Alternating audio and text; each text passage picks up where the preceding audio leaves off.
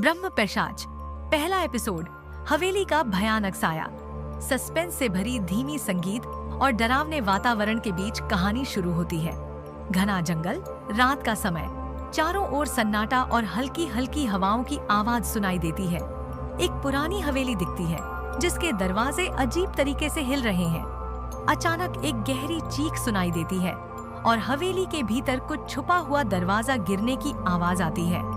गांव में एक कहानी फैली हुई थी, ब्रह्म पिशाच की हवेली। कहा जाता है कि उस हवेली में एक ब्रह्म पिशाच का साया है जो वहां रहने वाले किसी भी इंसान की आत्मा खा जाता है।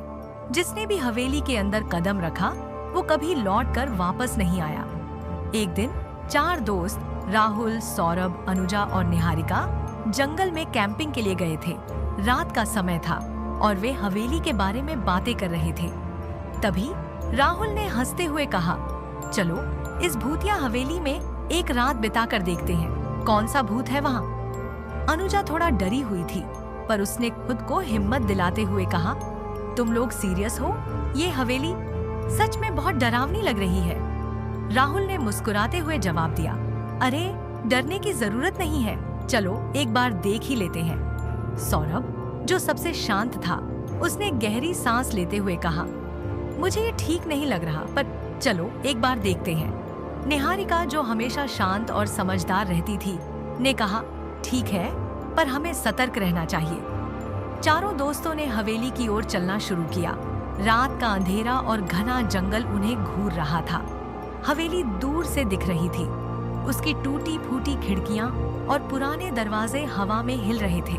अनुजा ने डरते हुए कहा, क्या ये सच में एक अच्छा आइडिया है? राहुल ने मजाक में कहा, अरे अनुजा, डर मत, ये सिर्फ एक पुरानी हवेली है, भूत वूत कुछ नहीं होते। जब वे हवेली के दरवाजे पर पहुंचे तो वहां की भयानक खामोशी ने सभी को चौंका दिया। राहुल ने धीरे धीरे दरवाजा धक्का दिया और वो जोर से कर्र कर्र की आवाज करते हुए खुल गया। अंदर गहरा अंधकार और सन्नाटा था। चारों ने एक दूसरे की ओर देखा और अंदर जाने का फैसला किया। अंदर हवेली की दीवारें जर्जर हो चुकी थीं। फर्श धूल और मिट्टी से ढका हुआ था।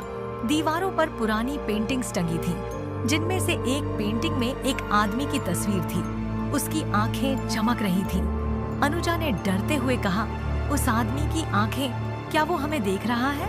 सौरभ ने चौंकते हुए कहा, ये सिर्फ पेंटिंग है, लेकिन ये जगह सच में अजीब है। तभी अचानक उस आदमी की पेंटिंग जोर से दीवार से गिर गई।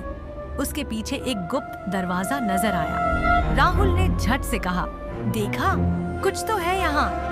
निहारिका ने फुसफुसाते हुए कहा, मुझे अच्छा नहीं लग रहा। ये दरवाजा क्यों छिपा हुआ था? राहुल ने बिना सोचे समझे उस दरवाजे की ओर हाथ बढ़ाया। जैसे ही उसने दरवाजा खोला, अंदर से ठंडी हवा का झोंका आया और हवेली के सारे मोमबत्तियां बुझ गईं। सबके चेहरों पर डर साफ दिख रहा था। एक हल्की हंसी गूंजने लगी और तभी अचानक दरवाजा धीरे धीरे खुला। क्या है इस दरवाजे के पीछे? कहानी यहाँ समाप्त होती है। आगे क्या होगा जानने के लिए देखिए अगला एपिसोड।